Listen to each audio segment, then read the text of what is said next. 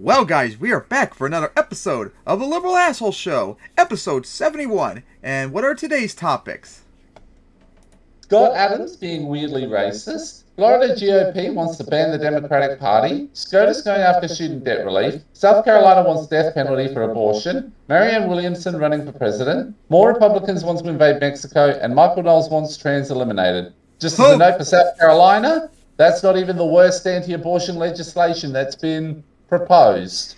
and oh boy, what a bunch of topics we're going to be talking about today. So, what do you want to start off with first?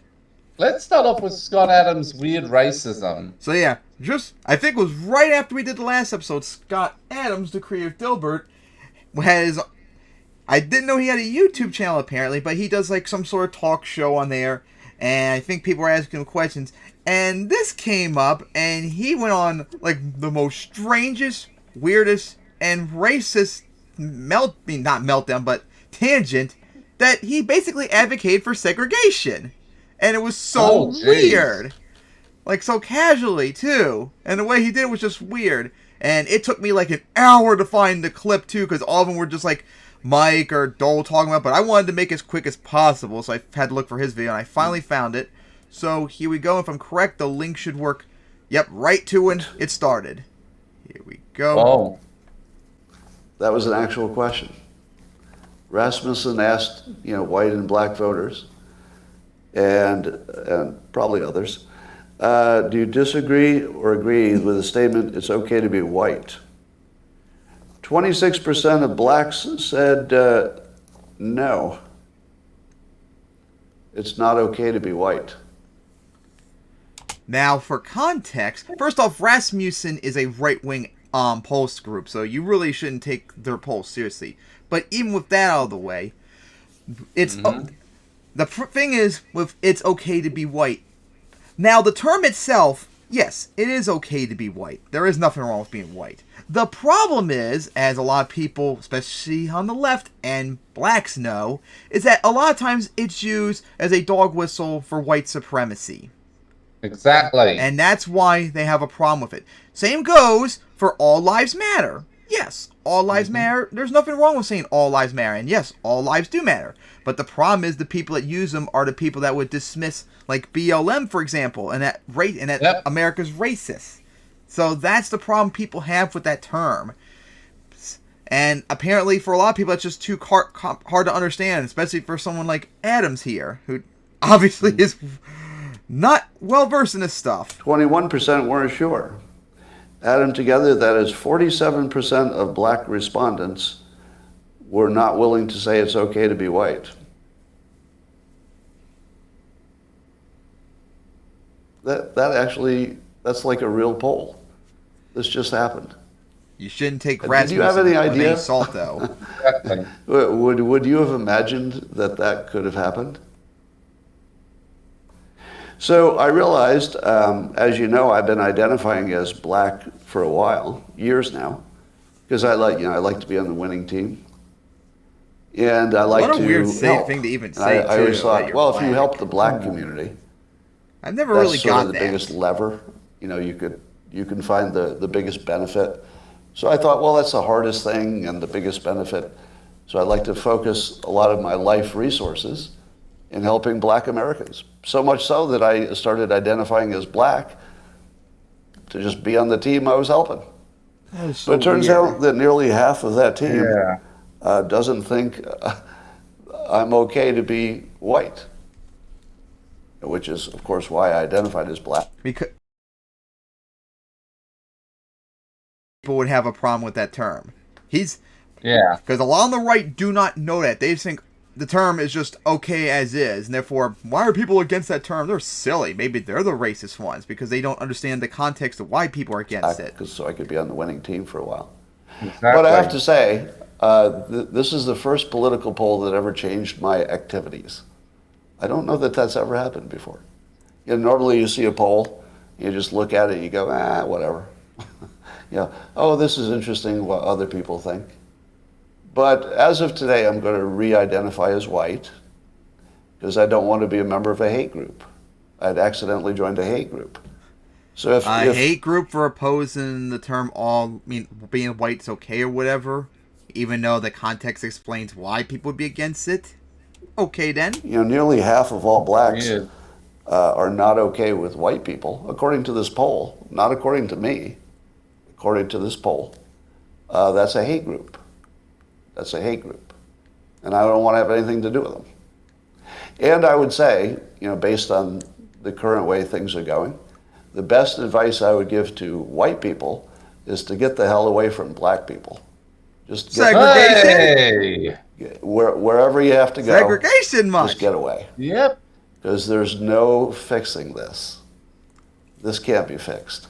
Yes, it can. You were literally saying you supported fixing it just a little bit ago because you can fix it. Be fixed. You just have to escape. So that's what I did. I went to a neighborhood where I have a very low black population, because unfortunately there's a high correlation between the density. And this is according to Don Lemon, by the way. So here I'm just quoting Don Lemon when he notes that when he lived in a mostly black neighborhood, there were a bunch of problems that he didn't see in white neighborhoods. Why is that, though? Did you ever think, why is it? And we know why. And this is the problem, too, a lot on the left have when bringing up 1350, remember? That blacks are 13% of the population, yet commit 50% of the crimes. And remember we covered that years ago? They committed the majority of, what was it again? I think it was armed robbery, assault, gambling, which shouldn't be a crime. I think maybe something else, but it was overwhelmingly whites in every single other regard. Even with counted for proportional and stuff like that. But yeah, the reason why blacks commit so much crime compared to whites is because America has systemic racism that kept blacks from catching up economically with whites. Dude, 250 years of slavery. Then 100 years of segregation, Jim Crow. And then the last 50, 60 years, drug war, crime bills, and stuff like that. So blacks don't have the opportunity to have the ability to make money as much as whites, whereas whites, for example, did not face any of those discrimination. Therefore, they had 100 years head start, and they have enough to live on. Don't forget that when it comes to slavery, that's 250 years of existential racism. Mm-hmm. So yeah, that's why blacks commit more crime. Now, when they're given the opportunity to build up their wealth, crime massively goes down, as we saw too. Yep, that's right. When people we've learned that a few times. Yeah, when blacks and whites have the same amount of income or so, crime rate goes down. So if you have money, you're good. But they have to have the opportunity to get it, and they, by and large, do not. And yeah, that's why they commit more crime. So brought up the factual argument that the right brings up, but then point out the left-wing arguments that shows what the problem is, not because of racism, as they would imply. So even Don Lemon sees a big difference in your own quality of living based on where you live and who's there. So I think it makes no sense whatsoever as a white citizen of America to try to help black citizens anymore. It doesn't make sense. It's no longer a rational impulse. So I'm going to back off from being helpful to black America, because it doesn't seem like it pays off. It does. I've been doing it all my life, and the only outcome is I get called a racist. That's the only. Well, the reason why you're called, maybe you should be saying racist things and advocating for segregation, you fucking idiot. Yeah, if you didn't say that whites need to get the hell away from blacks, maybe people wouldn't call you racist. That's pretty much hardcore segregation you're suggesting people should do. Of course people are going to call you racist for that. You really should be able to see. It should be obvious. It makes no sense to help black Americans if you're white.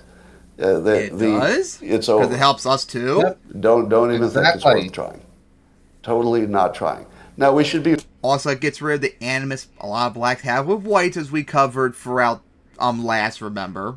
Because there are a lot of racist blacks too. Friendly. Yep. I'm not saying start a war or, do anything bad. Nothing like that. I'm just saying get away. Just get away. And here's my take on all of it. Everybody who focuses their priority on education does well. Yeah, exactly. But blacks don't have that opportunity to get the education. That's the problem. Exactly. If anybody in the black community focuses on education, they'll do well as well. And the facts back that up. The system allows that. If they don't, I can't make that my problem anymore. It just can't be my problem. Well, it isn't your problem per se. It's America's problem. If the solution is so clear, so available. Every American's problem, really. And people don't want to take it. It's just not my problem anymore. So I resigned. I resigned from the hate group called Black Americans, according to the Rasmussen poll. 46% of them don't. Also, I saw that poll. Whites have the same view of blacks, too. So, by that logic, does that mean whites are a hate group, too? Interesting. White people are okay. Yep. Just being white.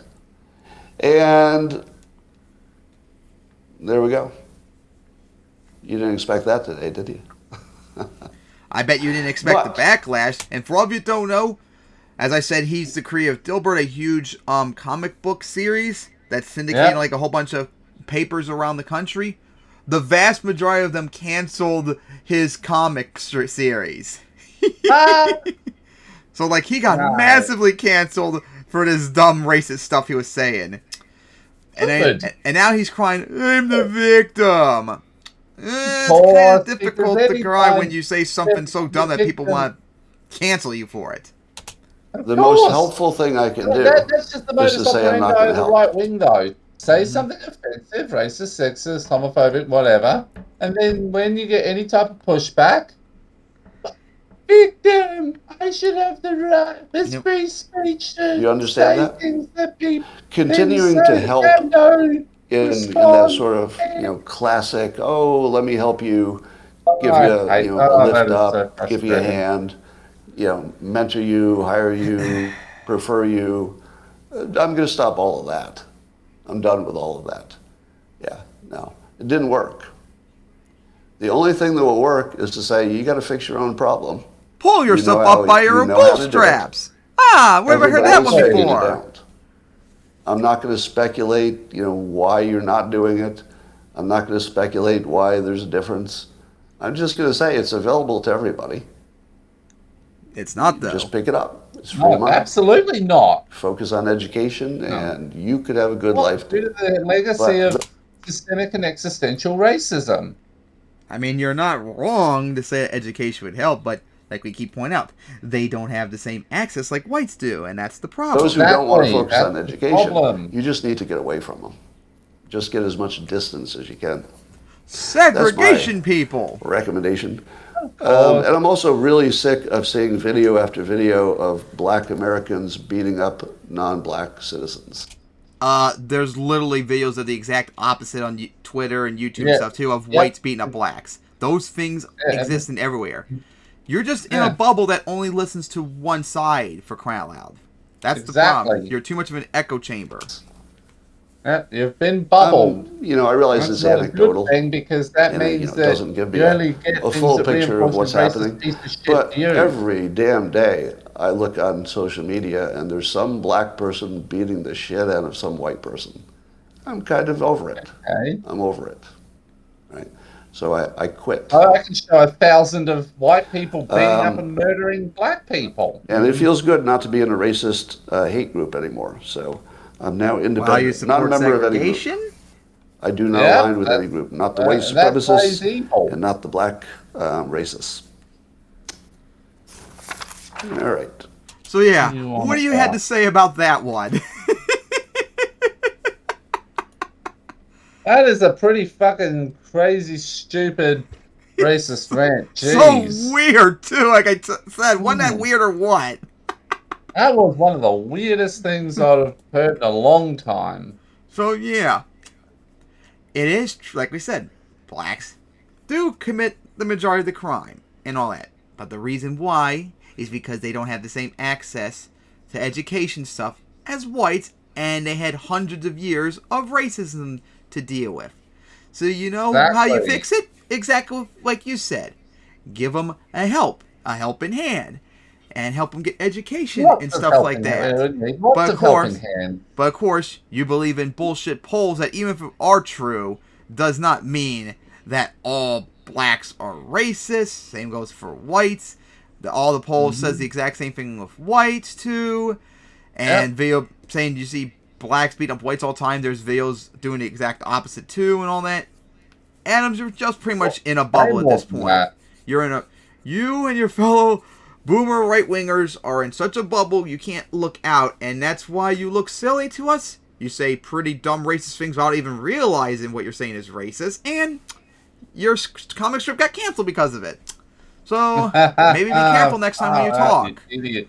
Alright. Alright, so now, what to talk about next? Next topic is Florida GOP wants to ban the Democratic Party. Well, look at that. The right trying to cancel an entire political party, peoples. I thought it's only the left that cancel people. Apparently.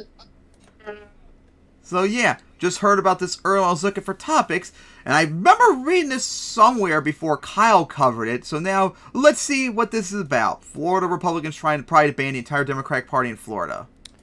So in the midterm elections, the Republicans didn't do too well, and it's largely because they tried to gin up certain culture war issues and run on that. So, what comes to mind is the trans panic. There was a lot of leaning into that. There was actually a lot of ads run on the trans panic, and it didn't work. Also, you had the crime issue that Republicans started bringing up more and more as we got closer to the election, which is certainly out of sync with how much the crime rates were actually rising.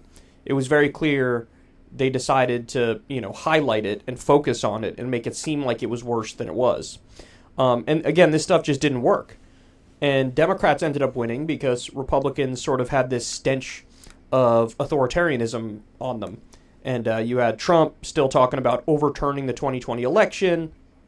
And it was just, it should have been a historic win. It should have been a red wave year for Republicans. And it didn't come together, again, because Republicans are so focused on the culture war and going so authoritarian that people were kind of turned off by it. Well, now they decided, what if we tripled down on this really, really dumb strategy? So this is a Florida politician by the name of Blase? We'll go with Blaze. Blaze Ingoglia, nice name. The bill would cancel the Democratic Party. So this isn't like hyperbole.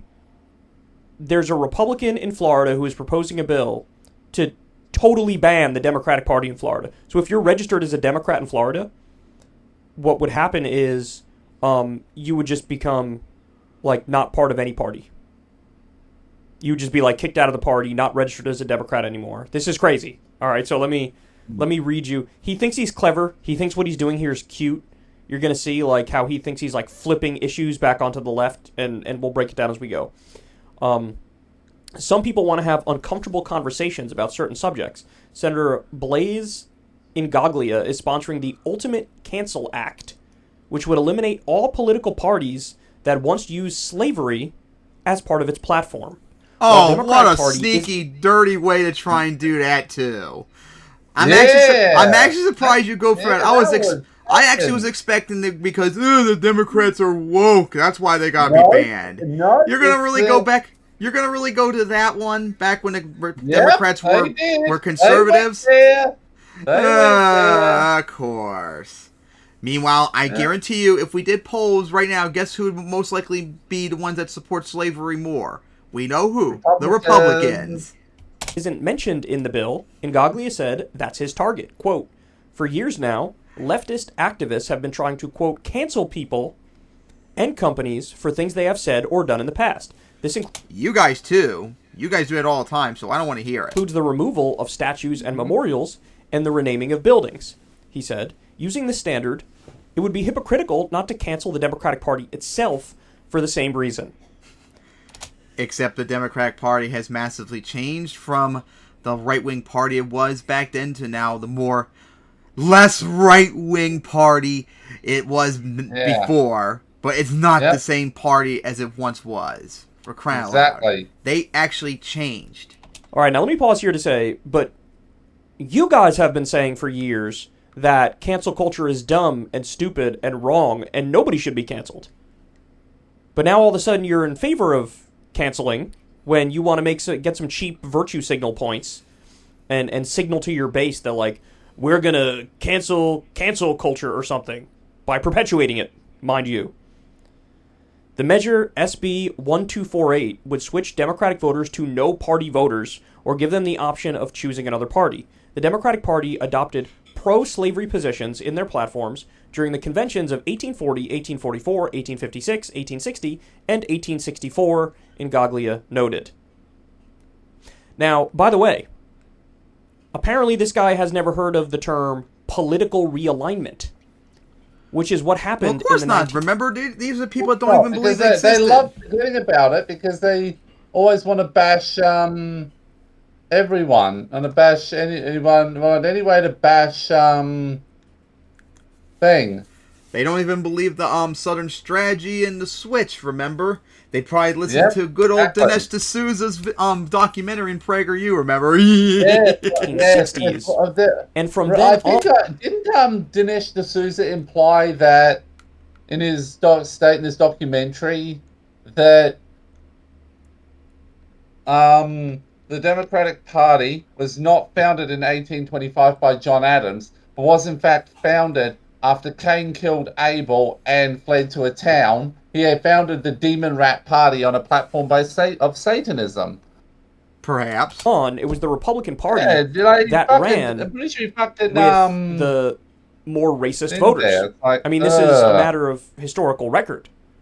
You had Lyndon Johnson, a Democrat, sign the Civil Rights Act and the Voting Rights Act. He very famously said, "We're going to lose the South for a generation." So there were no more Dixiecrats. All those people went to the Republican Party. And then they're the ones who ran on, Confederate apologia and Jim Crow apologia. Yeah. And guys, who's the ones defending the Confederacy now? It's conservatives who are in the Republican Party. It's not it's not the Democrats anymore. That's defending the Confederacy. They were the more pro-segregation party from then on out, from the 1960s on out. So if you take the Republicans adopted the Southern strategy in the 80s idea and apply it to modern history, you'd have to ban the Republican Party. They continue here. Indeed, the Democratic Party's beginnings were rooted in states' rights, including slavery. The party split during the Civil War, with Southern Democrats favoring slavery in all territories and Northern Democrats arguing it should go to a popular vote. That split triggered a long process in which party ideology shifted from Republicans being the more liberal party to the conservative GOP as we know it today, which culminated in the 1960s through the 80s, based at least in part on the civil rights movement as well as ideas on government control and intervention. A century after the Civil War, it was a Democratic president from the South, Lyndon Johnson, who signed the Civil Rights Act. The Florida Democratic Party condemned the bill in a statement, quote, "Presenting a bill that would disenfranchise 5 million voters is both unconstitutional and unserious. Under Ron DeSantis, Senator Ingaglia is using his office to push bills that are nothing more than publicity stunts instead of focusing on the issues that matter most to Floridians, such as reforming property insurance, addressing housing affordability, and combating climate change," the group wrote. The sooner DeSantis and his puppets in the legislature learn that Florida is a Democratic republic and not a banana republic, the better it will be for all Floridians. Damn, absolute destruction they got inflicted on them. Yeah. According to Ngaglia's bill, the Division of Elections would decertify any political party that has previously advocated for or been in support of slavery or involuntary servitude. By the way, if you're actually going to apply this idea across the board, why wouldn't you also add parties that are in favor of illegal wars? In which case, you'd have to get rid of the Republican Party and the Democratic Party. Why would you get rid of illegal wars for American imperialism, remember? You'd have to get rid of the Republican Party if you do that as well. You're taking slavery and only using slavery. And again, by the way, not only would you have to get rid of the Democratic Party because of what they did in the 1800s, but you'd also have to get rid of the Republican Party because they were the ones who were pro-Jim Crow and pro-segregation. And by the way, today, against equal rights for gay people, I'm going to get to that in a second. Okay? So this is silly. This is a virtue signal. This is nonsense. He knows this is nonsense. He's bringing it up. But what's funny is that the heart of the virtue signal here is we love authoritarianism. We are the most authoritarian. That is the virtue signal. It's really astonishing. As for the canceled Democratic Party, you could re-register with the state so long as the name is substantially different from the name of any other party previously registered. And Gaglia said Democrats should be called upon to face their past. Well, you should be called upon to face your present. Some people want to have uncomfortable conversations about certain subjects. Let's have those conversations. So, I mean, just in every way, this is just goofy and silly and ridiculous. And he's also a hypocrite because you guys are supposed to be anti-cancel culture. Now, you're pro-cancel culture. You know this bill isn't going anywhere, but it shows That's that... the modus operandi of the Republican Party. It's not a surprise. I don't know if it wouldn't go anywhere, Kyle. I don't know the House and Senate in Florida because DeSantis overwhelmingly won. And I'm sure it probably is majority Republican controlled, so I would not be surprised if they tried to get seriously past this. And possibly it does pass. It would not surprise me. At your core, your ideal system is authoritarianism, and you are the dictator in charge of everything. Now, I mentioned gay rights before. This is happening now. Iowa legislators propose a ban on same-sex marriage. The legislature is also considering a bill that would permit residents to deny recognition of same-sex marriages and they on can't religious do that grounds. Because gay marriage is legal now, across the country. I wonder what So party eat is shit. proposing this. Does Senator in Gargleballs, have any thoughts about banning a party that does something like this? Of course not. Nearly 8 years after the Supreme Court legalized same-sex marriage and several months after Congress codified gay nuptials, Iowa legislators proposed banning such unions in their state constitution. Quote, in accordance with the laws of nature and nature's God, the state of Iowa recognizes the definition of marriage to be the solemnized union between one human biological male and one human biological female, says the joint resolution introduced Tuesday by 8 Republican members of the State House. Hey, guys, you got anything better to do? No. Is there anybody in Iowa that doesn't have health care, that doesn't make a living wage? Is there Tennessee's basically trying to outlaw same-sex marriage, interracial marriage, and interfaith marriage. I saw that yesterday. Yeah, I was actually trying to think of... There was one video I wanted to add on to this episode, but I couldn't think of what it was. Now you reminded me of it. Yeah, Tennessee's doing something like this, but even worse. But again, they can't do it because state law, federal law trumps state law. How's the infrastructure going there? Yep, yes. Do you have anything else that's more important to focus on than how much you hate gay people and how much you're not in favor of equal rights? If the measure becomes law, it would conflict with the Supreme Court's 2015 landmark decision to legalize same-sex marriage nationwide, Obergefell v. Hodges, and Congress's bipartisan passage of the Respect for Marriage Act late last year. Therefore, it is unclear that such a law could be enforceable, as federal law and the federal Constitution take precedence over state law. So let me pause here to really highlight this point. What these idiots are doing is totally fruitless, because not only do you have the Supreme Court saying the correct interpretation of the Constitution is that we give equal rights to gay people. So, in other words, the supreme law of the land is we have gay marriage, we have equal rights for gay people. But also, as they point out, Congress just passed a bill to bolster gay rights. Now, it's more of a compromise bill, and there's some more loopholes in that, right? But the heart of it still is gay marriage is allowed. Gay marriage is allowed. And so you have Congress, because as the we legislative know, branch, that's under threat too. And the executive branch declaring, making it the law that gay marriage is a thing. And then you have the Supreme Court saying the ultimate law of the land. The Supreme Court, the Constitution also backs that up. And these guys are saying, well, we're going to take our state with a population of 7 people and pass through the state legislature, try to ban gay marriage, and we're going to pretend like that's the ultimate law. But it's not. That's not how this works. That's not how this works. And you can flip this principle in another direction too, right? Like, let's say there's a blue state that wants to, that says, we're going to ban all firearms in this state. Nobody's going to be allowed to own any kind of gun whatsoever. Oh, but then they would no flip handguns, it, wouldn't no like hearing shotguns, that no rifles, now. no nothing. We just banned all firearms in this state. That would be unconstitutional. Because federal law and the Constitution dictate you have to at least allow some guns because we have the Second Amendment. Now, you could regulate it and you can come up with different rules and allow certain ones and not other ones, and certain magazines but not other magazines. All that's fair, but a blue state can't say no guns. We're just done with guns. You can't do that because the supreme law of the land says you're not allowed to do that in the States. Same thing here with gay marriage, and they don't care. They either don't care or they're total idiots and they don't know. But this is what they're wasting their time doing. Being authoritarians, being against equal rights. And this is what we've seen, guys, within the past couple of years. There's been this resurgence of extreme culture war ideology from the right. It's like they supercharged it. There was a while there where we thought, hey, gay marriage is settled. I mean, you think of like 2018, in that time frame, right? Gay marriage had been the law of the land for 3 years.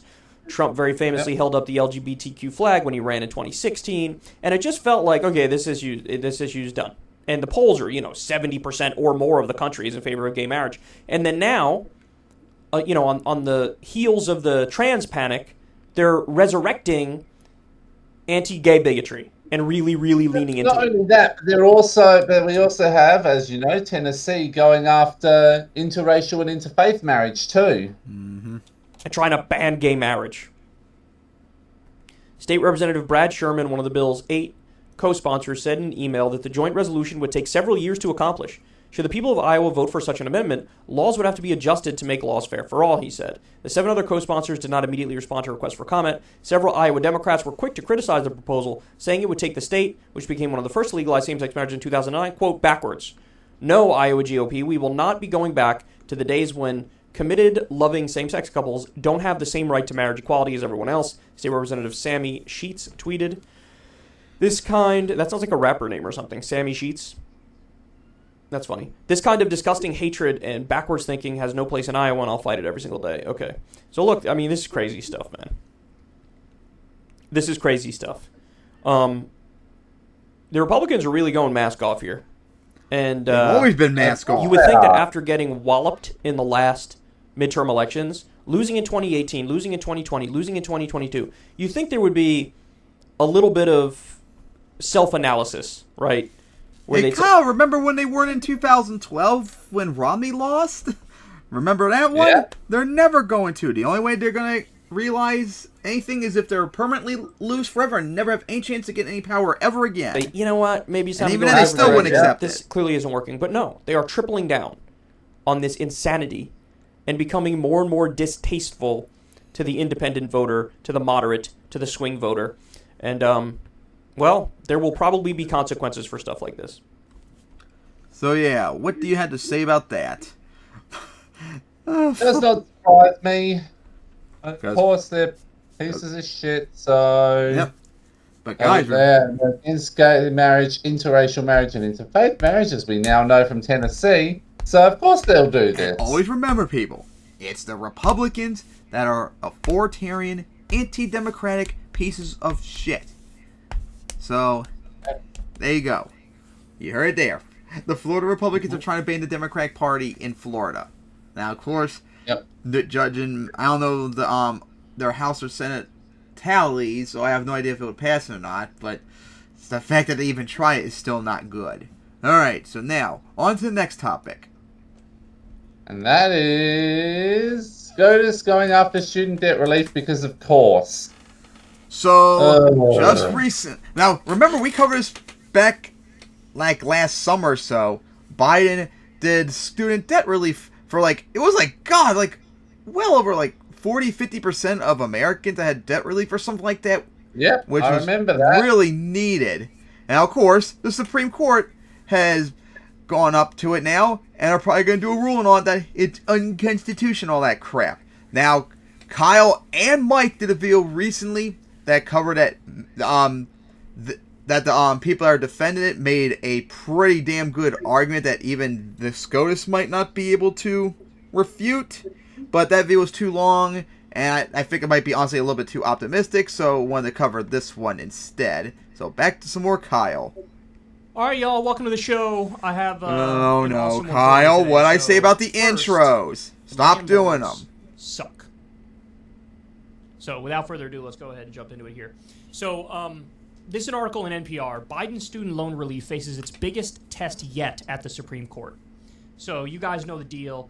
Biden's student loan debt reduction survived a number of court cases that were trying to slap it down, but ran into a wall when there were 2 cases where they paused it. And so now it's being appealed. The Biden administration is fighting the attempt of the courts to slap this down. It's now with the Supreme Court, and they're going to, determine the fate of this round of student loan debt reduction. So here's what they say. A handful of Republican-dominated states will ask the Supreme Court on Tuesday to permanently block the Biden administration's student loan forgiveness program. The states contend that the president exceeded his legal authority when he implemented a program to cancel up to $20,000 in debt for people holding federal student loans. So we'll get to whether or not that's merited in a second, whether or not he actually overstepped his legal authority. But I should just point out here, this reminds me of when a bunch of Republican states did not accept the Medicaid expansion under Obamacare. Yeah, I remember There were a that. bunch of red states that were just given the opportunity, hey, millions of poor people in your respective states should get health care. The federal government is going to pick up the tab for the first few years, and then you'll split it with them after that. And the red states were just like, no, we don't want to give health care to poor people in our state. So we don't want to expand Medicaid. It just ruthless, vicious, partisan, tribalist nonsense. They just didn't want to sign on to it because it was a Democrat's law. Well, now you have an issue where this move from Biden would help so many people in these red states, and the state is like, no, what if we killed that? What if you didn't get the help that you want? And by the way, it's not like this is just helping Democrats, it also would help Republicans. They're trying to block it. While the Biden administration is aggressively defending the program in court, the president did not announce the program until August 2022, and then only under pressure from the left wing of his own party. Now, that's accurate, but I also kind of filed that under the category of, I don't care as long as you do it. And he did it. So you got to give credit where it's due. And also, since he's fighting for it in court, that shows you they think they have a legal case on this particular issue. Now, there was one lawsuit where they didn't appeal. It was the student loan forgiveness for even the privately held loans. They lost something in court over that, and then they realized, I don't think we have a solid legal case to win on this front. And so that particular part of the student loan debt reduction they dropped, but they've continued to fight for the bulk of the student loan debt reduction. And I think that shows that they have faith in their ability to potentially win this. Now, again, it's difficult because you're running up against a conservative Supreme Court. But certainly that don't give a shit about anything. Ultimately, the administration concluded that it because they love to be evil. Under a law called the HEROES Act, passed by Congress after the 9/11 attacks. The law is meant to ensure that federal student loan borrowers will not be economically clobbered in a national emergency or a war or disaster. The law specifically says that when the president declares such an emergency, the Secretary of Education has the power to waive or modify any statutory or regulatory provision governing student loan programs. So, look, this is important to point out here is this was the legal justification that they used. During the pandemic, the Trump and Biden administrations both invoked the law to pause student debt payments without penalties. The Biden plan goes further. It provides economically disadvantaged borrowers can qualify for as much as $20,000 in cancellation of their student debt. Those earning more money, up to $125,000, could qualify for as much as $10,000 in debt relief. Already, 16 million student loan borrowers have been approved for some loan forgiveness. 90% of them earning less than $75,000, according to the administration. Now, keep that number in mind because we're going to get to something where that's relevant in a minute. The Biden plan, however, has not yet paid out any money because two lower courts have put the program on hold, sending the case to the Supreme Court. On Tuesday, the justices will hear expedited arguments in a challenge to the Biden plan brought by 6 states: Missouri, Nebraska, Iowa, Arkansas, Kansas, and South Carolina, all pretty conservative states. So here's the legal argument. The merits of the case are fairly straightforward. Does the 2003 law, known as the HEROES Act, give the president and his Secretary of Education the power to authorize federal student loan forgiveness? Yes, says University of Texas law professor Stephen Vladeck, who consulted informally with the White House on the case. He says the words of the statute are clear and expansive. Quote, "This is a stunningly broad grant of authority from Congress to the Secretary of Education," Vladeck says. The plain text of the statute is not vague when it talks about the Secretary's power to waive or modify any statutory or regulatory provision applicable to programs like federal student aid. So in other words, we had the national emergency of COVID. We had the pandemic. Under that law, any emergency, the government can then turn around and use that to, adjust the student loan program. Because remember, the government owns 90% of student loan debt. And so, according to this expert, he says it's a pretty straightforward interpretation of the law that this is indeed legal and constitutional.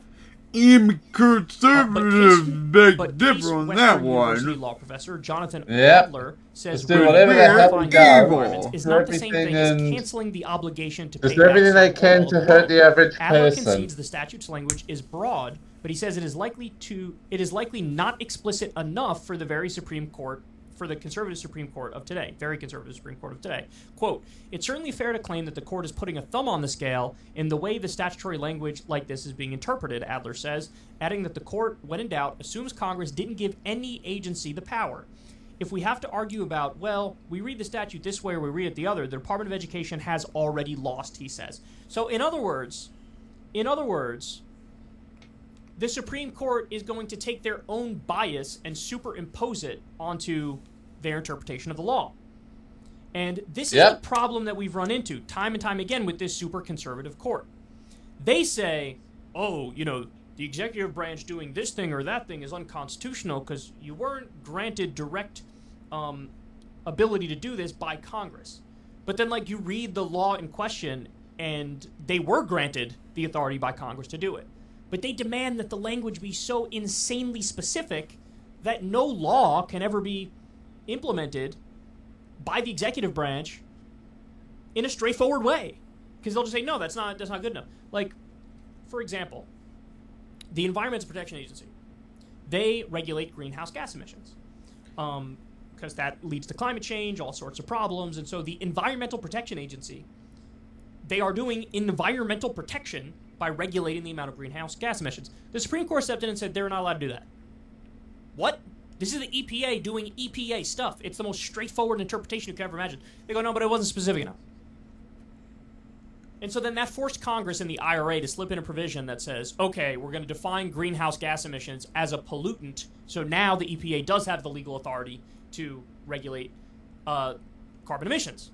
So they got away with it. But look, I guarantee you, if there's another case that gets to the Supreme Court, they'll probably slap that down too and be like, no, that's you're wrongly defining it as a pollutant, so therefore the provision is not direct enough to give the EPA the authority to do environmental protection. It's a dumb game. They act like, we're objective, we're above it all, but then they're not at all objective. They're just looking for their own ideological biases and looking to every single ensure that nobody so the government can literally do nothing. Right. And that of course that's in ironic. fact, there is no government, that's only accused of being corporations additional ruling activists. their particular patch of dirt. But wait, they're woke. I thought they hate woke shit. I mean, they gotta hate corporations then, am I right? Only when they don't agree with murdering workers. Exactly. Now we go to this. The reaction from right-wing media. This is, you've seen similar arguments from when he did the student loan debt reduction. Let's hear what they have to say. That's right, and I think the reason why we know that Biden announced this in August, just before the election, it was a play for votes. It was an attempt to And you know find what? votes. And, good thing he did that early, because maybe it did help him, and it's good. I hear a lot of people upset. I mean, many people like myself. And yes, a Fox poll that on Biden went 49% of, I think it said young people think Biden went too far with the student debt relief. Yeah, sure. Yeah, 49% of the 1,234 Nazi terrorists who are young. College and law school debt.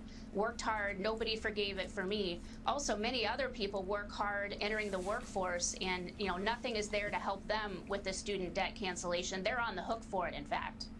No. It's incredible because it's more election interference. You make a great point. Election interference for promoting policy! Oh my god!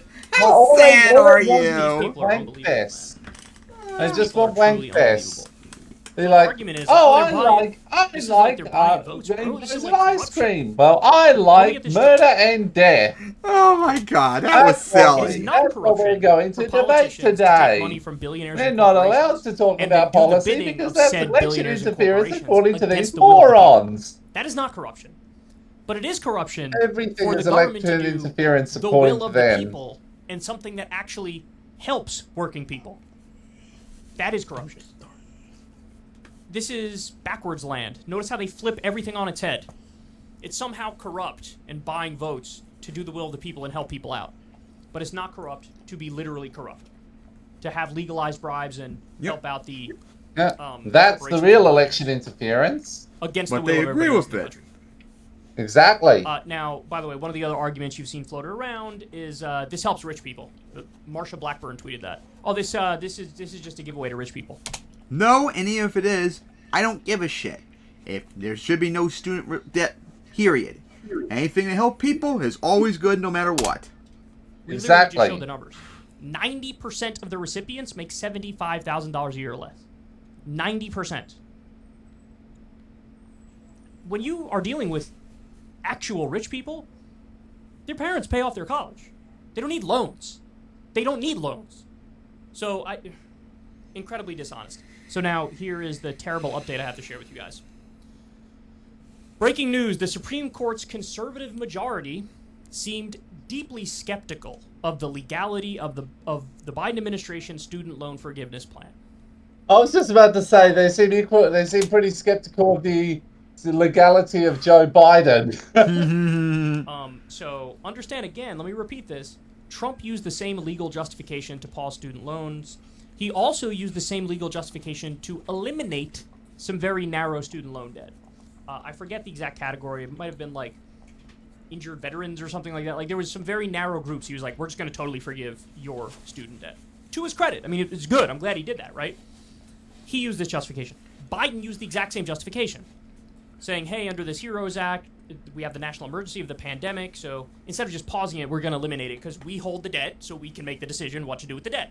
Federal government holds 90% of the debt. That's not, nobody argues against that. That's a stone-cold fact. But it still looks like they're going to slap it down. All right, so look, what should be done? The answer is very simple. The answer is very straightforward.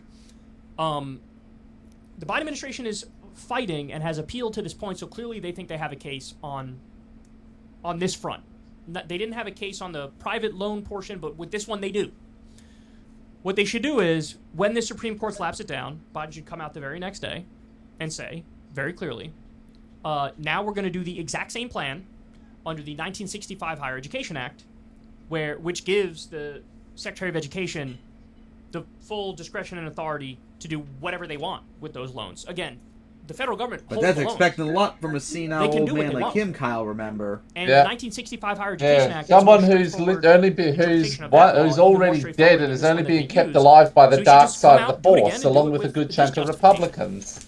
And then look, As if I have said they multiple sue again, times it goes to the before, courts again, the dark side Biden is the loses again, pathway to we many need to stop. abilities some There's consider no to more be pretending in any way, shape, or unnatural. form that we live in under a democratic system.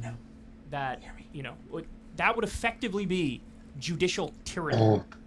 You're already bordering on judicial tyranny with this absurd far-right Supreme Court. This biased, very ideological Supreme Court that does not do the plain-faced reading of the law and a straightforward interpretation. They inject their own politics into it. That's how time it and time always again. is. They are Federalist Society Exactly. goons who have an agenda. And Just this like was what the we saw long with game Roe that v. was played Wade by the last Republicans, year. and it paid off. Yep, long exactly. game And now was, they're going to try and let's just do pack the courts full to of same-sex marriage, right-wing tyrants sodomy laws, to contraception, skew everything interracial in a marriage, right-wing and the direction, Voting Rights and Act. it's working. It's working for them to this point. That's why everybody fears anytime Congress and the president even manage to do something good, it's like, okay, well, is it going to pass Supreme Court muster? Cross your fingers. Cross your fingers. Who knows? Because what they do is, it's nuanced trolling is what it is. That's their trick.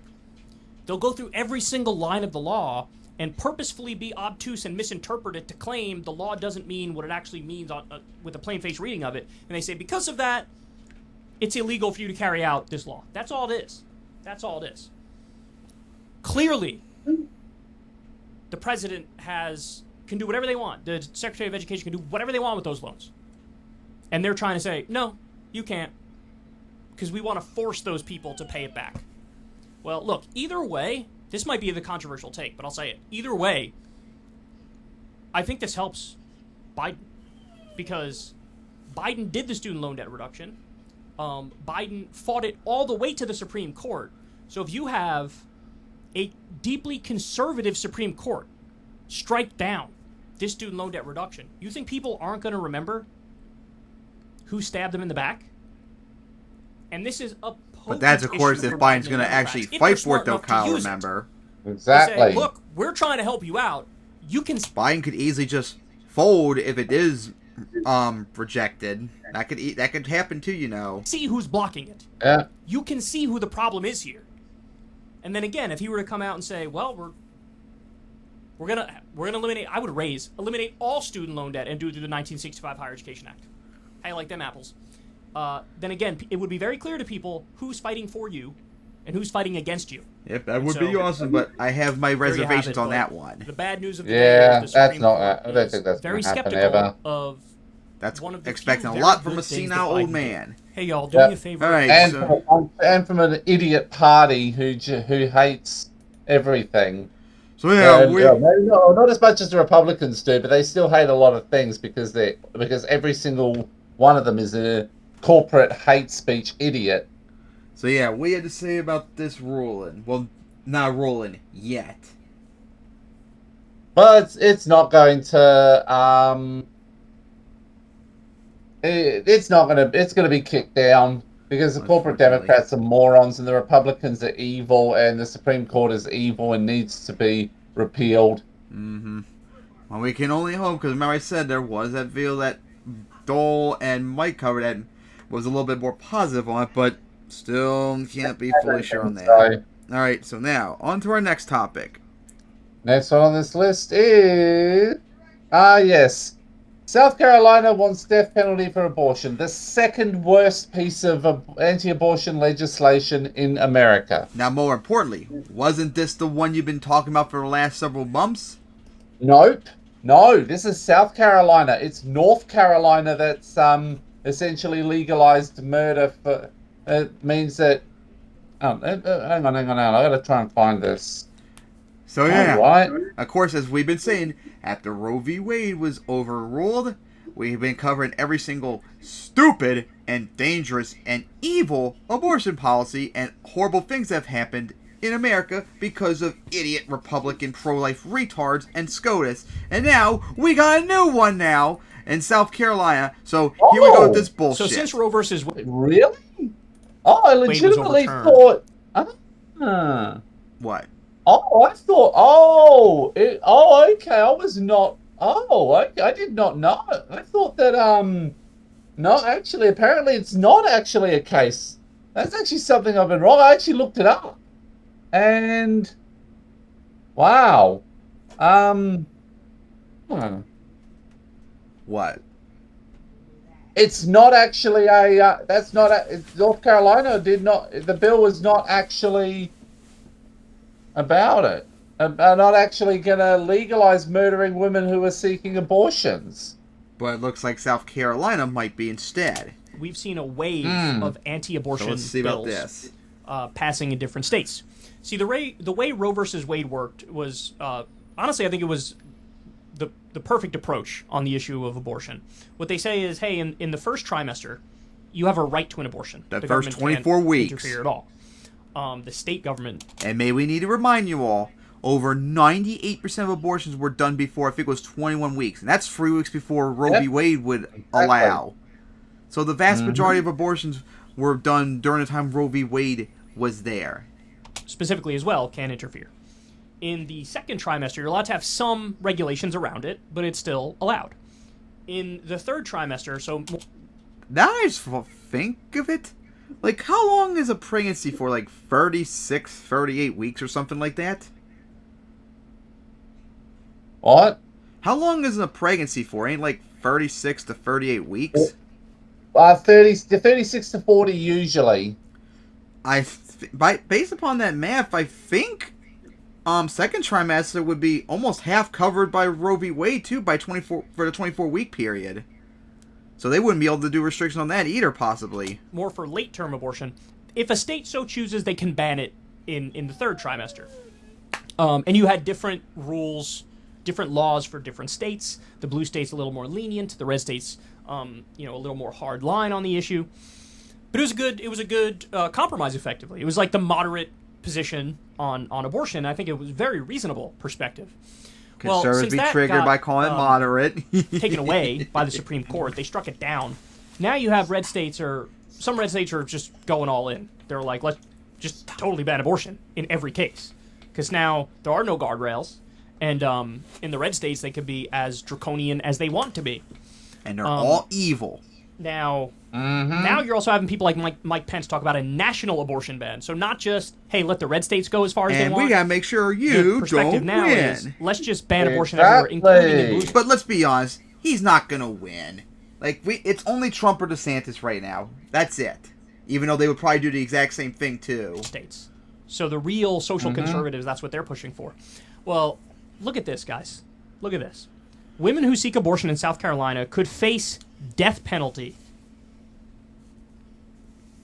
A new bill introduced in the South Carolina State House could put the death penalty on the table for women who get an abortion. House Bill 3549 is an amendment to the South Carolina Prenatal Okay, so it's Equal in Protection between. Act of 2023. As I just to check for It North would define Carolina person again. to include an unborn It was filed but never actually got anywhere.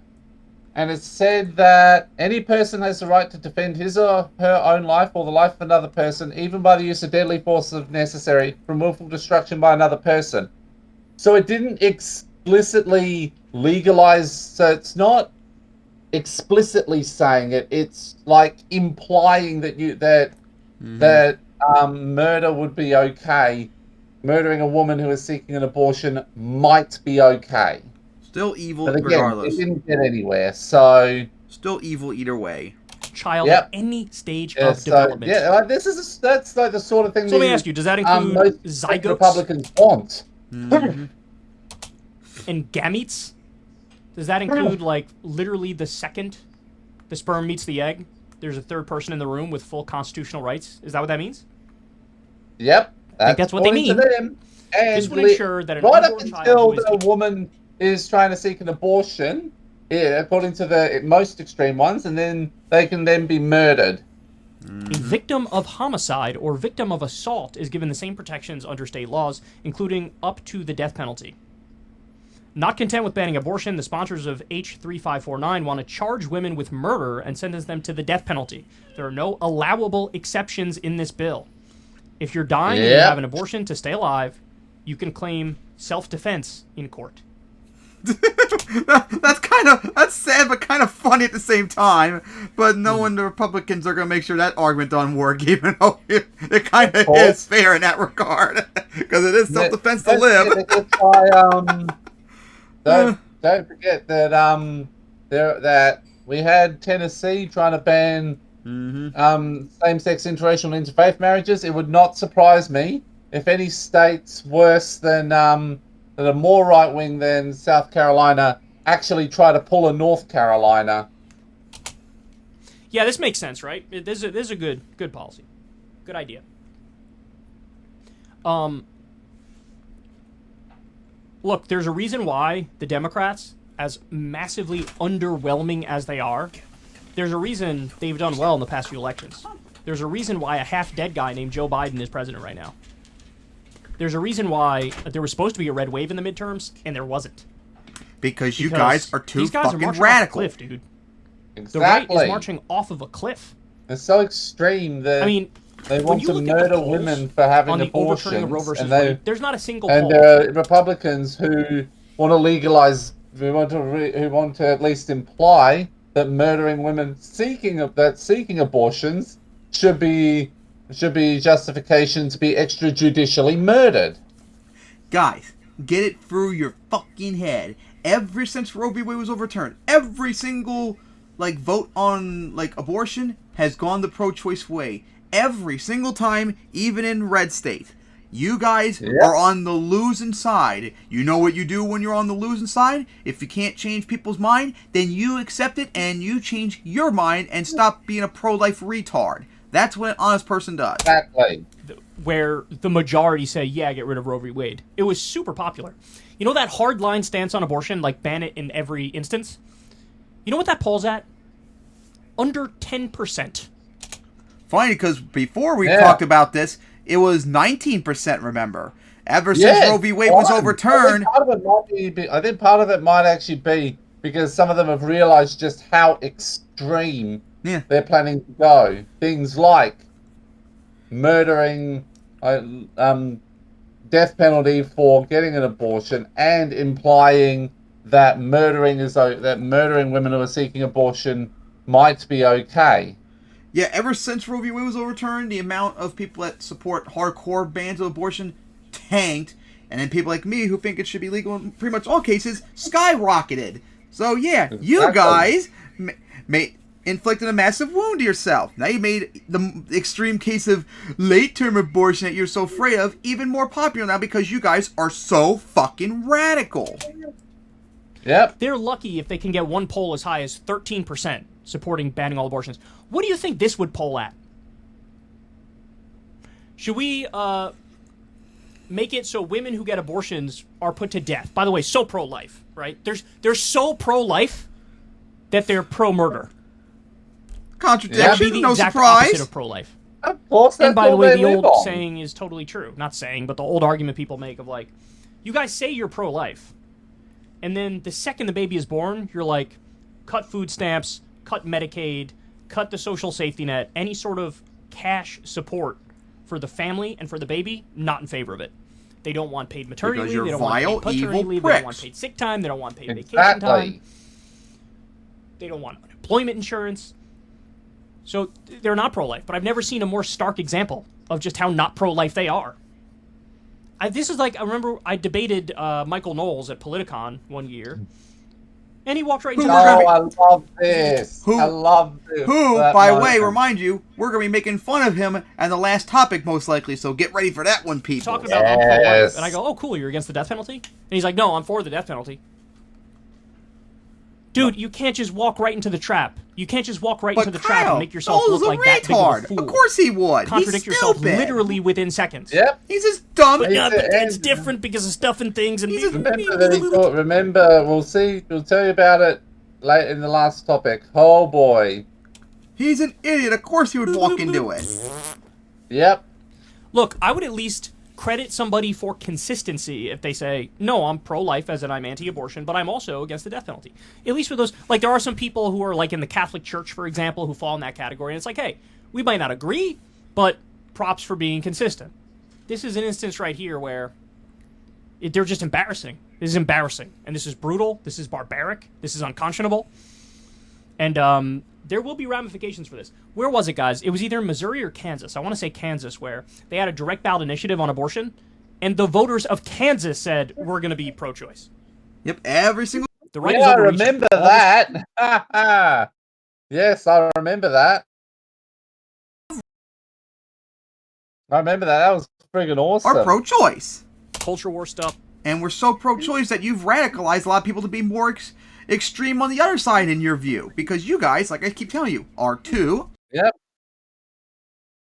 All this authoritarianism, and of course this doesn't jive with their idea of we believe in small government. You believe in a government that's big enough to put somebody to death for taking in a pill, an abortion pill, the morning after. Which, by the way, they want to ban that too. And also, I forgot to mention too about this law about killing women for wanting abortion. Guys, historically, that was also used for women who had miscarriages. Which is an involuntary abortion. A miscarriage is an abortion that the body just does on its own. Women would be accused of having an abortion, and therefore they would get killed for it, even if it wasn't an abortion. It was a spontaneous miscarriage. But of course, right-wing pro-life retards, you expect them to understand women's health? Of course not. We know they don't. Pill. Very evil. Whatever it may be. An abortion, when you learn about it 2 weeks in, right? Maybe the death penalty for that. Doesn't seem like small government to me. That seems like the biggest government imaginable ever since Adpocalypse. So yeah, what do you guys see about this? No surprise, wanting to kill women for wanting to be able to control their bodies. The nerve of them. So wrong of them to be able to control their bodies. No fucking surprise. I've never done it before. They always do it. Yeah, every single time. Like, this has all been extreme the whole time. Yep. It doesn't really matter. Yep. We know how bad it is. We know how bad they are, and now we gotta counter it. Yep. for us to vote on, we keep winning. So yeah, please keep running like anti. Yep. Oh. Keep running on murdering women who seek abortions. Because now we're Pro-life going to go on retards. Marianne Williamson running for president. Now, on to our next topic. That would be Marianne Williamson running for president. It's official, guys. We have our first Democrat running for president in 2024. But to our surprise, it's not Biden, who still hasn't even officially announced his run for a second term yet. It's Marianne Williamson, who ran in 2020 and all that. And she's the first person to run on the Democratic ticket to become president. And of course, she's progressive, so right now, she is my only option at the moment. Please, Bernie, please run. I trust you more. So, yeah, Kyle's about to cover it. Even though Marianne Williamson does have some very weird beliefs. She sounds like my mom when she's high a lot of times. Yeah, she's like, she says a lot. I remember back in 2020, she said like a lot of really weird things, if I'm sure you remember. Like, she did not really like sound like a serious person like Bernie on the stage. So, yeah, she's running, and Bernie actually talked about, please, Bernie, please run. You have a better chance to win, please. Run. So this is an interesting development, everybody. One, Bernardino Sandersington has actually come out and said some positive words when asked about Marianne Williamson. So a reporter for Business Insider says, I asked Senator Sanders and Warren, who both back Biden, about Marianne Williamson's progressive challenge. Bernie said, quote, I'm sure she's going to run a strong campaign and raise very important issues. She will. And Warren said, quote, Biden is going to be the Democratic nominee. Of course Warren would cuck like that. Let's go through oh my God. Pick out all the gems. And that's why, Warren, the bunch of us progressives don't really like you much anymore because you're too much of a cuck, even more than Bernie. Yes. Beta cuck, Independent Senator Bernie Sanders of Vermont beta cuck. Still stay mad when you got called out for calling Bernie a misogynist. Remember that? Yep. Fucking idiot. Maybe they will run and Bernie will stab Warren in the back right back. Since 2024 presidential campaign, telling Insider at the Capitol that he expected her to raise very important issues during the campaign. Williamson, I hate how they just describe her as a self-help author. I don't think that fully encapsulates her or is fair. Williamson, a self-help author, spiritual leader, and 2020 presidential candidate, is currently the only well-known Democrat to officially launch presidential campaign. President Joe Biden is widely expected to announce a re-election bid, but has yet to officially do so. Sanders has said he will support Biden if he seeks re-election, and told Insider on Tuesday that he doesn't want to speculate about Williamson's chances. Bernie said he would support Biden if he seeks re-election. I hope, Bernie, that you don't mean the primary two. Please. Just please, no. Come on. You've got to pull Biden more left. Better yet, please, just run yourself. You have a better chance than Williamson. Please run. Do it. So in other words, they tried to prod Bernie to be like, hey man, hey, come on, she doesn't have much of a chance, right? Right? That's what I get out of that. And Bernie did. Unfortunately, she does have less chance than Bernie. Bernie has the best chance of everyone. Take the bait. Yes. He said, look, I'm not going to speculate about her chances. But Williamson endorsed Sanders in 2020 after dropping out of the campaign, and he indicated a respect for her that other Democrats haven't shown. Quote, I know Marianne. I'm sure she's going to run a strong campaign and to raise very important issues. Democratic Senator Elizabeth Warren of Massachusetts, by contrast, was firm in her support for Biden when asked about Williamson's campaign. I think the president Biden is going to be the Democratic nominee, and he's going to be reelected, said Warren, saying she supported Biden because he's accomplished a tremendous amount in the last 2 years, and he's got real momentum to keep on delivering for the American people. And this is classic politician BS. Yeah. First of all, the idea of he's got momentum to keep delivering. Hello, the Republicans just won the House. That means you have zilch momentum. You have no momentum. Like, you're going to get... Kyle, to be fair... No, they got negative momentum. To be fair, Kyle, the Republicans choked it, too, so I wouldn't even really say they have much momentum either. Nothing done. The best you could do is, like, at the moment. block movement in the wrong direction. And even to the idea that he accomplished a tremendous amount. Look, I'll give credit where it's due. He's certainly been the best president of my lifetime. He's to the left of Obama. He's to the left of Bill Clinton. He's obviously to the left of Donald Trump and George W. Bush. But I wouldn't say it's a tremendous amount. I'd actually say, in the grand scheme of things, it's really not that much. Mm-hmm. He's a status quo tweaker, as I call them. So anyway, and they go on to say here, they quote some of Marianne Williamson's launch speech and things of that nature. Now, we talked about this yesterday a little bit in the context of the Progressive Caucus embarrassing themselves and rushing to endorse Biden before he even announces his campaign. And yes, they did, because they're pathetic cocks. Here are my thoughts.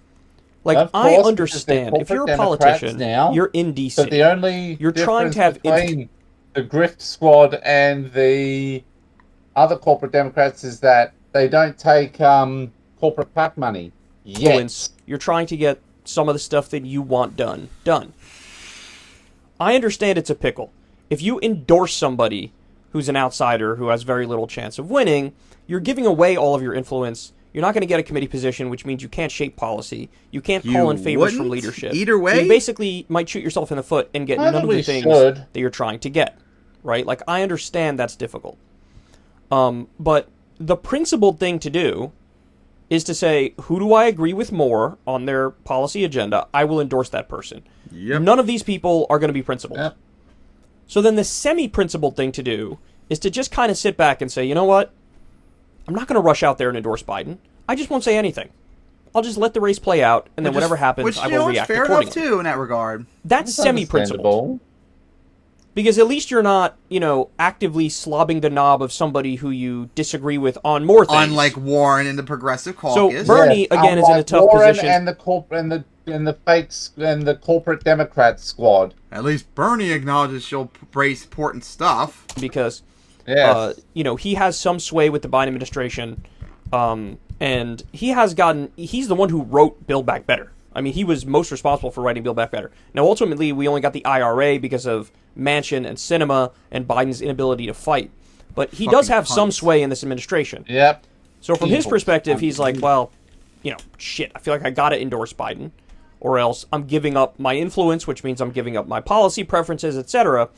But even being in what I would argue is probably a tougher position than the Progressive Caucus, because Bernie is closer with Biden than the Progressive Caucus is with Biden, he still is good enough to say some tepidly kind things about Marianne Williamson. And look, my guess is a lot of this has to do with the fact that Marianne Williamson, when she dropped out of the race, endorsed Bernie Sanders. And so Bernie knows, hey, Marianne is more on board with my policy agenda than Biden is. She might be. I think she might even be the only one that actually did that too. Endorsed Bernie after she dropped out. Yeah, I think there might have been one other that did, but I don't remember who it was. Credit to Bernie for saying some basic kind words about Marianne, taking her seriously, refusing to be like, she has zero chance. Another reason why he might say that, by the way, is because remember when he launched his campaign in 2016, you know what his first poll was? 4%. You know what Marianne's first poll is? 4%. So they're starting at the exact same place. And Bernie remembers how all of the political establishment, acted like he's got no shot, he's a joke, it's pathetic, it's sad. And then he ended up getting 47% of the vote in the primary and made a phenomenal run at it. And that's with the DNC putting their thumb on the scale against him. I don't think Williamson knows that's another reason why he may be to kind. Be able to try and not speculating. And she does say a lot of really weird things a lot of times, too. On the low numbers, etc., etc. Mm-hmm. But, look, it's good. And, of course, unlike Bernie, if she does run, she might have to face a Democratic president who's run for re-election, which is going to be even harder, because remember in 2016, Obama couldn't run again, so it was an open season for whoever the Democratic nominee would be, which was a lot easier for Bernie. Both times, too. It's going to be a lot harder, too, for Williamson in that regard. Good, he comes out, and he gave, some positive words about Marianne. I will say, though, I still would prefer and would respect even more if he at least did the semi-principled thing and was like, I'm just not going to endorse Biden. I'm just going to sit out, right? And then let whatever happens, and then react accordingly. And then if Marianne shows some life and she gets to, whatever, let's say 35%, 40% in the polls, then endorse Marianne or something. But even that, I wouldn't really expect that. But if he were to just stay out, I would respect that. But, he's not. I mean, when he's pressed on it, he says, "I support President Biden." But to Unfortunately. say she's going to run a good campaign, she's a good person, stupid. etc., that's more than you're going to get from anybody else in Washington. And that says a lot in multiple ways. All right, so yeah, we had to see about that. Marianne Williamson run, the first Democratic nominee to do so. Interesting. And yes, right now, since she's the only progressive running, I am fully on board One with girl her support. all the way right now. So hopefully Yep. she wins. Now, please, Bernie, run so I could have you support instead, or other progressives maybe. exactly. But right now, I am fully on board the Marianne Williamson train right now, all the way until she drops out or hopefully gets the nomination. So Biden, please make it easier for us and just not run. You're a senile old man. I'm sure you're stressed out a lot, Right. especially with the Russo-Ukraine war and all the other idiot stuff Republicans do. Take a break in 2 years and just retire and then drop dead soon afterwards. Just let us take over already. All right, so now, on to the next topic. That will be more Republicans want to invade Mexico. Remember a few episodes ago we had to cover a video about this, about idiot Republicans wanted to invade Mexico, and then we had to make fun of Jackson Hinkle who wanted to liberate Canada? Well, now we have even more Republican idiots that want to invade Mexico. Why for? Yep. If I remember correctly, I only heard a little bit about this, like some sort of kidnapping recently, and Yes. or something like that. So in the And past two, couple months, we've and then covered two a number rival gangs attacked each other, and two of the people in there were killed. Of stories of Republican politicians sort of casually floating this idea of, hey, maybe we should go to war with Mexico. And I'm going to insist, double down on what I said before. I think the real reason is they want to finish off the Mexican-American War and take the second half of Mexico they couldn't take last time. We took the first half, let's go take the second half this time around. Yep. I know that sounds crazy. I know it sounds like I'm making it up, but check the record. Check the Secular Talk YouTube channel. You will see. Marjorie Taylor Greene came out and said it. Dan Crenshaw. Yep, or as that's I call who him, covered in the Eye video Patch too, McGee, who said it. He said it. Yeah. It's a idea that's actually gaining steam. Like, there's been a number of conservative politicians who are like, yeah, war with Mexico. Let's do it. How about Totally psychotic. now? Well, anyway, now we got another instance of exactly... By the way, if you did actually invade Mexico, you do know you're going to have an even worse problem with refugees and illegal immigrants. And you know that, right? Yep. Because they're going to flood right over to the border to flee the They invasion. don't care. So They'll just you're going to make the thing you claim to be against worse. Just like Putler. That They being just want to floated. massacre them Here's, if they run over the Jesse border. Waters. You know, they America's- absolutely despise everyone. We just And want Mexico and to want to finish be off the genocided. Mexican-American War. Is that too much to ask for? We're still triggered we didn't get the second half from the war 170 plus years ago. douchiest frat boy talking to Lindsey Graham, and I'll let it speak for itself.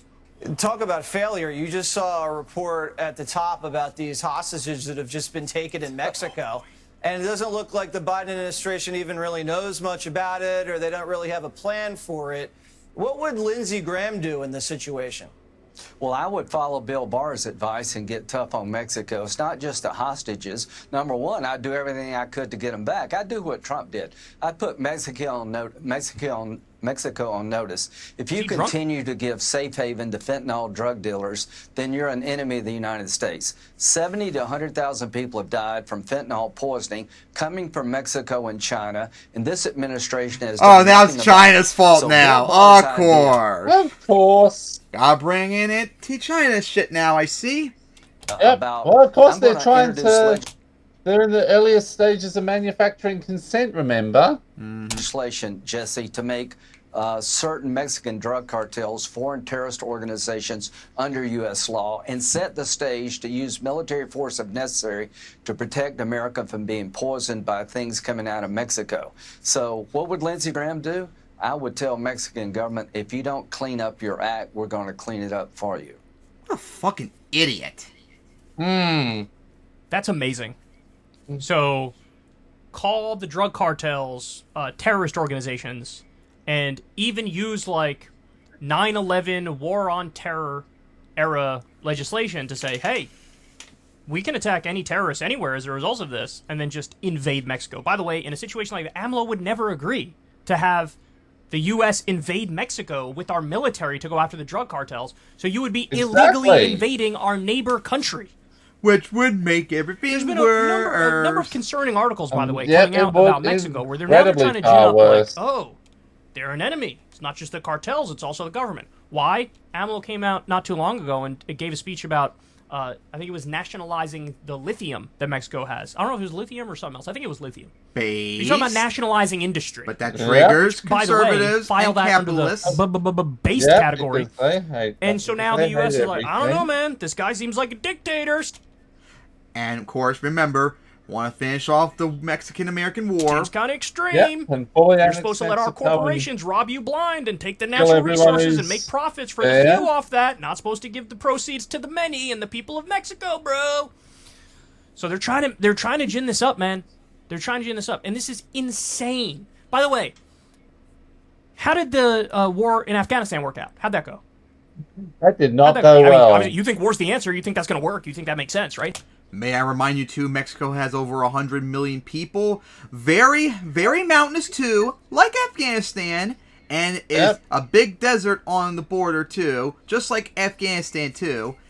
And they're going to be a lot stronger than Afghanistan, even though America is on the border, too, so it would be easier than going across the world. But still, come on. Stop being stupid. Wait, how'd that go?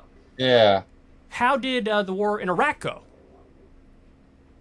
Was that easy? Did we hit all of our goals? Did we make the world a better place? No, in every measurable way, it's worse. And we spent $7 trillion in Iraq, $2 trillion in Afghanistan. We have thousands of U.S. soldiers who are dead. And by the way, hundreds of thousands or millions of Middle East. May I need to remind you about the Russo-Ukraine war as well, and all the hundreds of thousands of deaths that happened to Russia in a year or so? Because America would face the exact same thing, too. Iraqis who are displaced or dead, civilians. So, but this guy, I mean, he's never met a war he doesn't like. He likes every single war, and now he wants to add another one. We just had a train derailment in East Palestine, Ohio, where we blasted an entire region with carcinogenic chemicals, and people have headaches, and they're dizzy, and they have sore throats, and trouble breathing, and animals are dying, and all that stuff. He's not talking about that. Hey, we should wage a war against Mexico because of the drug cartel. You know how you take out the drug cartel, you jackass? You put them out of business. And loves gets off to watching Before we did the crackdown on the pain pills, the opioid pain pills, we had about 30,000 deaths a year from overdoses on the pills. We cracked down on the pills, made them harder to get, and then people went to the black market to get heroin to make up for the fact they couldn't get the pills. That's what's laced with the fentanyl. That's what's leading to people dying. So now we have 100,000 deaths a year. We went from 30 to 100, all because the politicians were like, we're going to get tough and crack down on the pills to save people's lives. Oh, shit, we ended up killing more people. The way you fix the drug war is to legalize, tax, and regulate drugs at the very least. And not only that, too, maybe help Mexico build up, because Mexico is not really a functional state to get rid of these people like America. So you need to help them out, too. Decriminalize drugs. Put the cartels out of business. Look, I understand Lindsey Graham's an idiot, and I understand this is a counterintuitive solution, so he's not going to get it. But it doesn't matter if he gets it or not, because empirically, it is the answer. So, what's his alternative? Just start a war. Go to war. Go to war with Mexico. Yeah, great idea. Because, trying to coup Venezuela, that wasn't enough. That's not enough. Funding the proxy war in Ukraine and dumping hundreds of millions of dollars a month into there, that's not enough. Starving Afghanistan. Kyle, that is not going to work. What? You know that, Kyle, it's literally a war of survival at that point. 20-year war, but that's not enough. Staying in Iraq, that's not enough. None of the money that would that went to Ukraine would have gone to the people otherwise. Would have gone 400% to increase in drone strikes. That's not enough. By the way, under Biden, it actually has been reduced. Thank God. But under Trump, he spiked it 400%. Ripping up the Iran agreement and killing their top commander and nearly sparking a war with them. That's not enough. You should go to war with them. According to Lindsey Graham, go to war with everybody. Go to war with Iran, go to war with Mexico, do it right now. And, Yeah, Lindsey Graham literally wants to start World War III. On top of that just being dumb and it not working, it is also massively illegal and unconstitutional. Man, illegal He's wars calling are for fun war crimes now. casually Me, on a I random want War Wednesday III. on Fox I want News. people literally blown up. Me want to do some. instead of Lindsey Graham. Me want to do some Russian imperialism in Mexico for once and finish the job. Like, if Yep. any other country acted what they want. like Lindsey Graham wants the U.S. to act, he would call them a terrorist state. He'd say they're dictators. He'd say there needs to be regime change. We got to get rid of them. And They're a this, problem. just like making fun of American Diabolists, this is the original version of it. American Exceptionalists. Yep. That America is always right no matter what, and if you criticize it, you're evil. They've gone rogue. But when we do it, he's like, what do you mean? We're awesome. So when we do it, it doesn't count as bad. Yep. Even though you're talking about invading a sovereign country who happens to be our neighbor over the drug war problem, over the drug cartel problem that you helped create. Lindsey Graham is in favor of the drug war. The drug war is what led to where we are right now. And by the way, it's not Kyle speaking, it's a Nixon administration official who came out and said the whole reason we did the drug war is not about protecting people and saving lives. Criminalize being The whole reason we did the drug war is to crack down on the population. And we can't do that we're all directly, so political we're going to enemies. flood the Hippie white communities people, with black drugs, people, ban the minorities, drugs, and we then figure we massacre criminalize the them. substances they use, we can lock them up. That's what they said. And he doesn't want to fix that, doesn't want to get to the root of that, doesn't want to increase people's freedom and choice, or give people rehab. No, it's let's wage a war in Mexico, invade Mexico. What a total, absolute psycho. And how many people are going to die as a result of this? And how many billions or trillions of dollars would you like to waste doing that? And how much would you like to destroy our trade relationship with our neighbor country? Like, there's no consideration for any of the consequences, the legality. This is 70 IQ idiocy is what it is. No. 70 is talking extremely generous. It's more like 7 IQ. about it. For the love of God. When they ran in the midterms, what was their big thing? We're going to get tough on crime, and like trans people are really bad, and the election was stolen, so we're going to do like election integrity and stuff. The things they listed were dumb, and somehow, now that they're in power, they're proposing even dumber stuff. They're not talking about wages, they're not talking about health care, they're not talking about anything stupidest thing in the impacts your universe. average American. It's all, should we do another war? Yeah, bro, let's do another war. Yeah, bro, let's do retire, World dude. War Just III. go away. Just go away. I mean, this Let's is do some insufferable. imperialism. Ever since Adpoc. Yep, Russia should not be the only one doing it. So yeah, we gotta say about once again having to deal with idiots that want to invade Mexico to finish off the Mexican-American War. No surprise. Alright, so now, what's next? The final topic of the day is Michael Knowles wants genocide. Yes, no surprise. As Michael Knowles, as we mentioned earlier, I hope you're all waiting for this because this is a big one too. Michael Knowles admits on a call that he wants to eradicate trans from existence. And then he went to play the victim too, that everyone was lying about what he thinks. No surprise. So let's see how stupid he is. And hey, first time of the day, no Kyle for once. Transgenderism must be eradicated from public life entirely. There you go, right off the bat, people. Which, I don't know about you, but I feel like this happens every 3 weeks. Like, there's some new conservative conference every 3 weeks, and there was another one this weekend.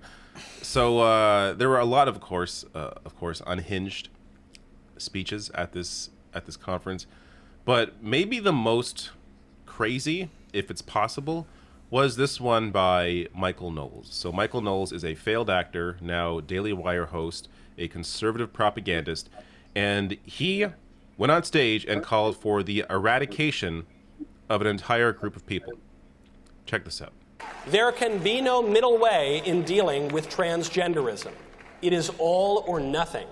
If transgenderism is true, if men really can become women, then it's true for everybody of all ages. If transgenderism is false, as it is, It's if not, men so really eat can't shit. become women, as they Yeah, cannot, it's not, so get lost. then it's false for everybody too. And if it's false, then we should not indulge it, especially since that indulgence requires taking away the rights and customs of so many people. If it is false, then for the good of society, and especially for the good of the poor people who have fallen prey to this confusion, transgenderism must be eradicated from public life entirely. There you the go, whole people. preposterous ideology. Open at genocide every right level. there. So here you have a conservative commentator calling for genocide. YouTube? Now, I I'm gonna think get to this his is defense, worthy of a which ban, is don't you just think? absolutely ridiculous. These No, people because will no, never because own up to what they no, actually say. YouTube states because it makes us tons of money. Oh. But first here, in case you're curious about the failed actor portion of Michael Knowles, I'm not going to bother playing it because why would I want to watch a failed actor? But here he is. This is according to this Reddit post, terrible Michael Knowles acting performance in a short horror film from 2013. So you What can does see it him have there to in the do middle. with his I will link policies, to this below the though? video in case you are Like, you morbidly guys bring that curious up too about with his like failed Benny acting Boy career. and Crowder. But this is what a lot of these people do. Like, what does You know, that guy they do fail with it? in what they want to do. Dave Rubin, for example, a failed comedian, turns conservative commentary. Ben Shapiro, No, he turned into a grifter doll. both his Yep. parents work in Hollywood. Sold out He and tried to became a write scripts, grifter. tried to make movies, and that failed. So he became a conservative commentator. This is an ongoing theme with these people. Michael Knowles, another one, but here you have someone calling for the extermination of transgender people. Now his defense is amazing. So he quote tweets the Rolling Stone headline here, the headline which says CPAC speaker calls for transgender people to be eradicated, and then they literally quote him. For the good of society, transgenderism must be eradicated from public life entirely. That's a direct quote. And he replies to that saying, this headline is libelous, and I demand a retraction. You just saw the video. This is what he said. But what he's trying to say is, well, transgenderism is different than calling to eradicate transgender people. Somehow.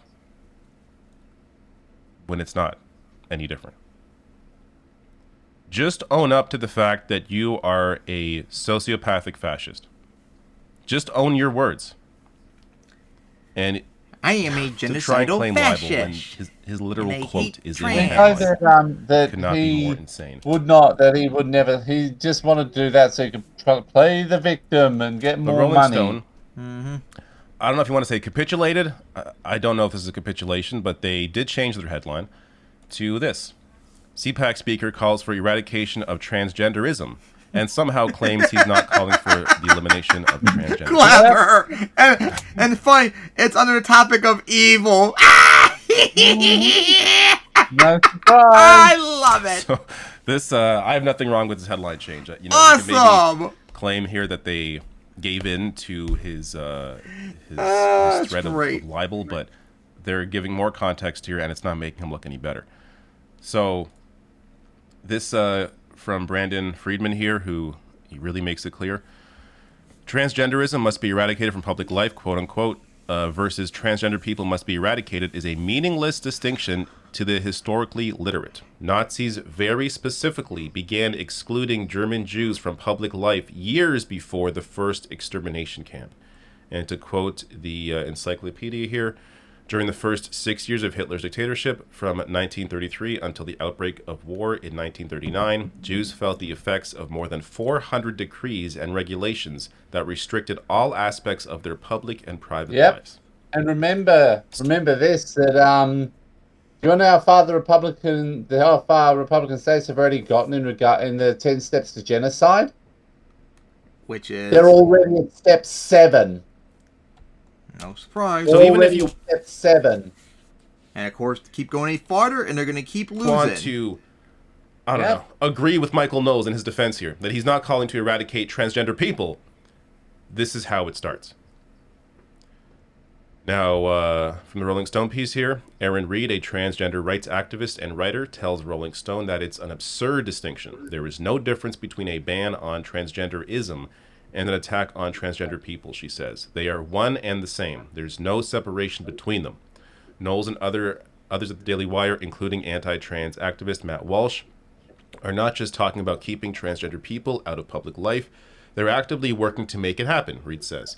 She noted their support for bills to deprive transgender people of gender-affirming medical care, bans on using public bathrooms, and targeting of live performances by trans individuals.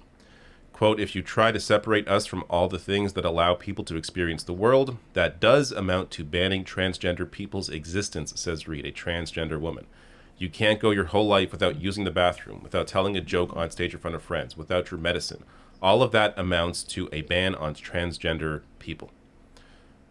So, look, I always wonder, do I really need to explain some of this stuff? But in case there is any confusion, there's your explanation.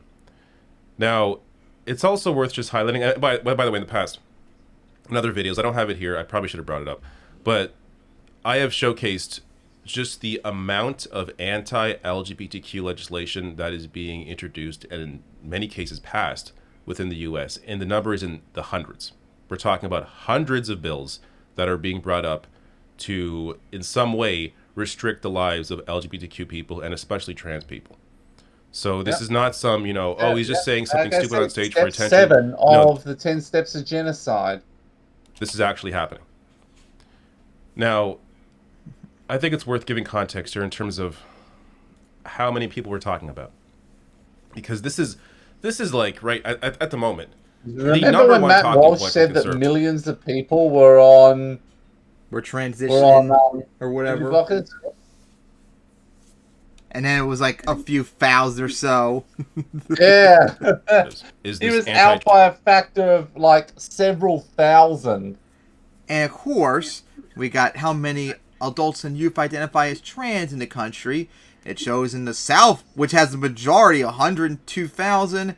The New England area, like 62,000. The Midwest, 55,000. Out West, 82,000. Transgender bullshit. Which, considering that California has 1.5 times the population of Australia, that's kind of surprising. I got this from the UCLA School of Law, Williams Institute. I'll link to this below the video. But they go on to showcase here the population, and I think this... So, according to this, there are 1.3 million trans individuals in America. I mean, this is estimates of how many transgender people are actually in the country, but here you have 13 to 17 accounts for 1.43%, but basically all that's adults... 0.00, that's 0.389% of the population. Yep, and conservatives are terrified by like 0.03 of the world of America's population. not even a third of a percent. Plus 0.52%. So we are talking about a sliver of the population. Not even a and sliver. And this is the focus of conservatives, whether it's politicians, whether it's media. They are using this as the boogeyman to try and get people scared that this is, I don't know, somehow coming for you. They're going to turn you into a man or a woman. Like, it's so absolutely ridiculous. On its face, it's ridiculous. And for years, there was nothing about this.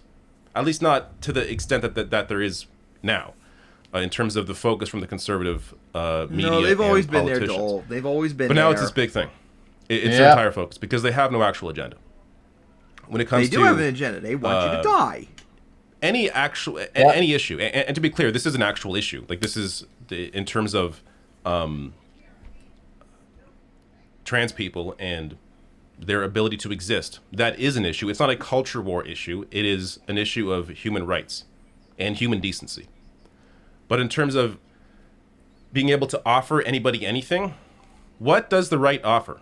What does anybody on the right have an actual policy prescription for anything? Whether it's low wages, whether it's income inequality, whether it's healthcare, whether it's schools. All of their entire agenda is fear-mongering, is turning issues of human rights and human decency into culture war issues in a bid to try and scare people out to vote for them.